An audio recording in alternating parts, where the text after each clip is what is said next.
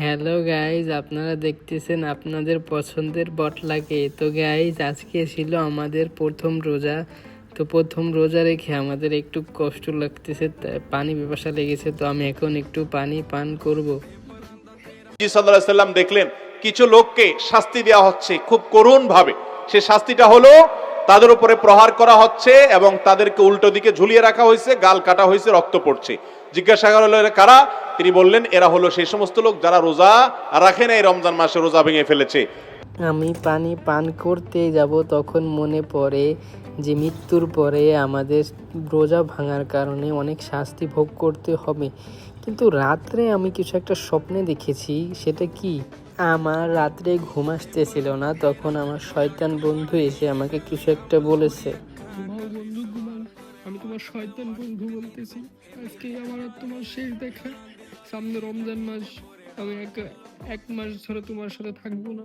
তুমি আমাকে ভুলে যাবা, তুমি আর ডাব চুরি করবা না। 11 মাস ধরে আমি তোমাকে শিক্ষা দিয়েছি বন্ধু, আমি না থাকলে কি তুমি আমাকে ভুলে যাবে? তোমার শয়তান বন্ধুকে ভুলে যাবে? তোমার শয়তান বন্ধু তোমাকে অনেক মিস করবে।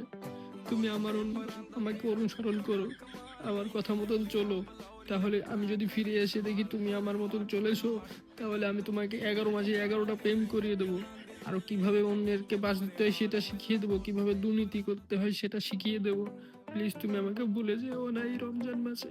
আর এই রমজানে তুমি একটা রোজাও রাখো না প্লিজ। তো গাইজ, আপনারা দেখছেন আমাকে শয়তান কত ওয়াদা দিয়েছে, 11 মাসে 11টা প্রেম করিয়ে দেবে, তারপর অন্যের ডাব চুরি করা শিখেবে, কিভাবে দুর্নীতি করতে হয় সেটা শিখেবে। সেটা ভেবেই আমি আজকের রোজা ভেঙে দিলাম। তা গাইজ, আমার মতন কে কে শয়তানের পাল্লায় পরে রোজা ভেঙেছো? শোনো আমার শয়তান বন্ধু, শয়তান এখন আমি নিজেই। তোমার সাথে 11 মাস চলাফেরা করছি, তোমার নিয়মে চলেছি। এখন 1 মাস তুমি নাই, তাতে কি আমি তোমার নিয়মে চলতেছি। তুমি যে ওয়াদা দিয়েছো সেটা কোনো রাখতেই হবে। সেলুট বন্ধু, সেলুট।